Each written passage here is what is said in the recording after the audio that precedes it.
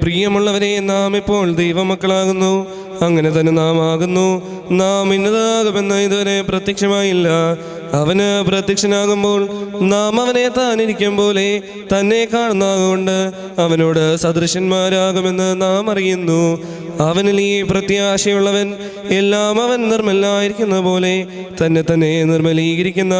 പാപം ദൈവിക പുത്രത്തിന് വിശുദ്ധം. പാപം ചെയ്യുന്നവനെല്ലാം അധർമ്മവും ചെയ്യുന്നു. പാപം അധർമ്മം തന്നെ. പാപങ്ങളെ നീക്കുവാൻ അവൻ പ്രത്യക്ഷനായി എന്ന് നിങ്ങൾ അറിയുന്നു. അവനിൽ പാപമില്ല. അവനിൽ വസിക്കുന്നവനാരും പാപം ചെയ്യുന്നില്ല. പാപം ചെയ്യുന്നവനാരും അവനെ കണ്ടിട്ടില്ല, അറിഞ്ഞിട്ടുമില്ല. കുഞ്ഞുങ്ങളെ, ആരും നിങ്ങളെ തെറ്റിക്കരുത്. അവന് നീതിമാനായിരിക്കുന്ന പോലെ നീതി ചെയ്യുന്നവൻ നീതിമാനാകുന്നു. പാപം ചെയ്യുന്നവൻ പിശാചിന്റെ മകനാകുന്നു. പിശാച് ആദ്യം മുതൽ പാപം ചെയ്യുന്നുവല്ലോ. പിശാചിന്റെ പ്രവൃത്തികളെ അടിപ്പാൻ തന്നെ ദൈവപുത്രൻ